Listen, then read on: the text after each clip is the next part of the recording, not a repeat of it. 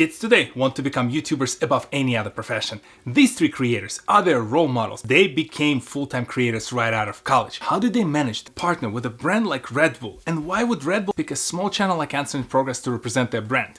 We're about to find out. Sabrina, Melissa, and Taha are the three creators behind the Answer in Progress YouTube channel. They all met or started working on this channel around the time they were still graduating from college.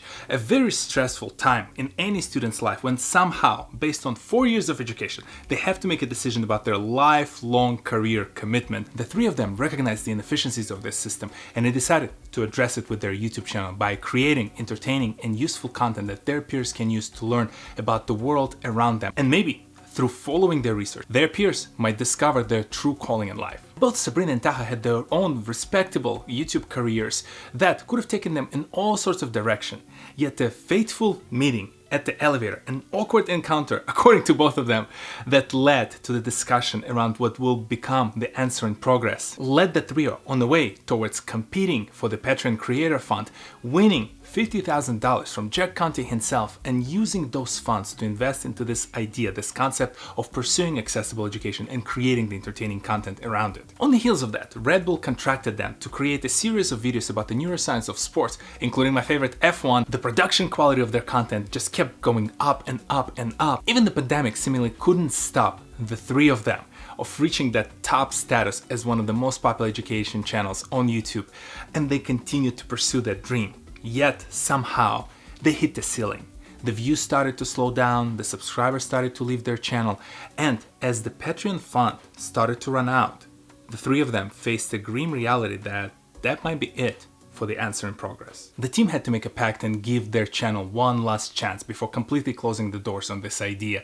They had to remain persistent and figure out other better ways to sustain their business. They opened the Patreon as the first step towards creating a more sustainable business model. It gave them the funds to support some of the future projects. It enabled hundreds of their most loyal fans to join them in ideation, creation, and distribution of the content. And out of nowhere, History Channel contracted the team to work on a series of videos about the technologies of the past. This series of events all of a sudden gave them enough breathing room and gave the renewed lease on life for the Answer in Progress.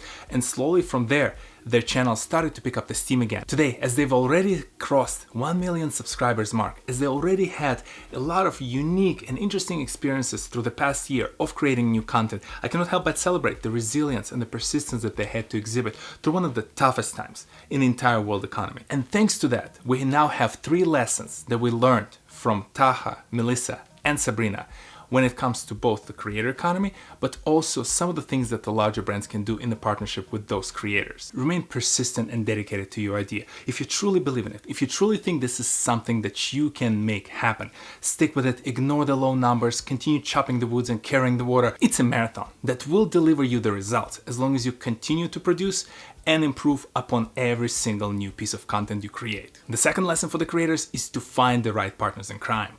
For all intents and purposes, Answer in Progress is really a content creator house. Many of them have bad reputation for how badly they would break up at a certain point in time. Sabrina, Melissa, and Taha figured out the model by which they put the interest of their channel first. Only Sidemen, in my experience, exhibited a similar behavior, and look at those guys and the amount of success that they've achieved in the past few years. Finally, the third lesson is actually for the brands who are partnering with the channels like this, and for those who are wondering why would RedBull or History Channel actually trust their brand to a small channel like Answer in Progress. The logic there is very simple.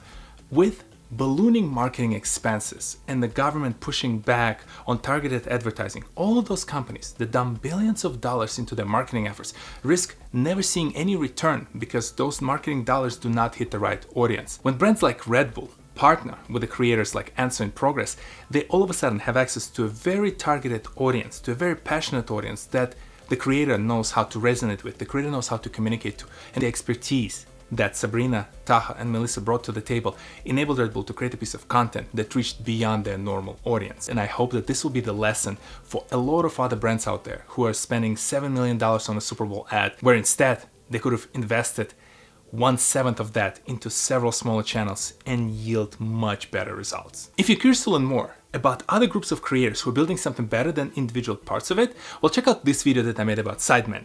They are the largest brand outside of the United States that I'd argue is only starting to achieve and see the results of their hard work over the past couple of years. And if you enjoy my content, subscribe to my channel and I'll see you next Saturday. Peace!